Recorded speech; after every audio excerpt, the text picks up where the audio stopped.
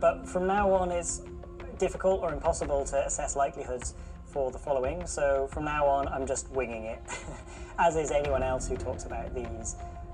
With that in mind, let's crack on. Total nuclear war is an ever-present threat to humanity. It's hard to predict the likelihood of an all-out nuclear war from my doom chart, other than it's on the very high death toll area. With 14,000 nuclear warheads continually primed, we're at a risk of accidents which we've very narrowly missed during the Cold War, or things like cyber terrorism continually threatening the entire existence of humanity. But now we get on to the fun stuff. These last scenarios all share the similar characteristics of completely destroying humanity, but also being incredibly low likelihood, or being a likelihood we can't even determine, and also sounding like excellent plots for a sci-fi movie. These include nanobots or molecular machines gradually turning all the material in the world into more copies of themselves, the grey goo theory. There's also rogue artificial intelligence in the future not recognizing the importance of humans and just gradually wiping us all out.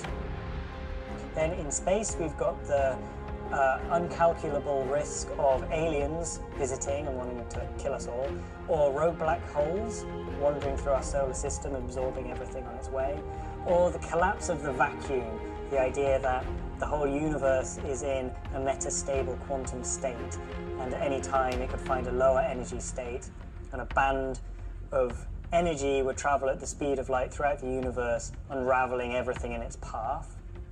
Then there's the potential for a gamma ray burst, which is an incredibly high energy explosion in space, which could wipe out the ozone layer and expose us to the full ultraviolet rays of the sun, which wouldn't be good.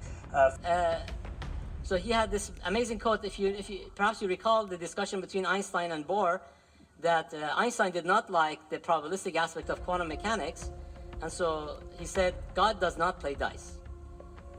And Niels Bohr responded by saying to Einstein, stop telling God what to do. And Hawking added his own wrinkle on this. He said, well, what happens if you throw a dice inside a black hole? And the black hole after a while disappears, and with it disappears the dice. So, and then he said, not only does God throw dice, he sometimes throws them where they cannot be seen. And then you made a little cake. So yeah, we had the lucky occasion of having Stephen Hawking as our guest at our home a couple of years ago when he was visiting Harvard, and we made a cake in the form of a black hole with the dice, and the book, his famous book, which is actually made of is a cake, and it's actually gluten-free because he was allergic. So Stephen had his cake and he could eat it too. Very nice. Finally, we get to the sun, bringer of all life on Earth, although one day it will die, and so will we. Unless we escape in spaceships, which we've got about 1 billion years to figure out before the sun swells and cooks the Earth into an inhospitable hellhole. So I'm going to put this as a low probability. I mean, it's definitely going to happen, but we've got 1 billion years, and to be honest, if we've survived that long, we'll have done well. Space breaks down anything smaller than that. So there cannot be an infinity in physics. We don't believe so. So we don't understand what is happening in that way. And the understanding of this singularity, we are not at all close to understanding what's happening there. We know that there should be a good description, but we don't have it.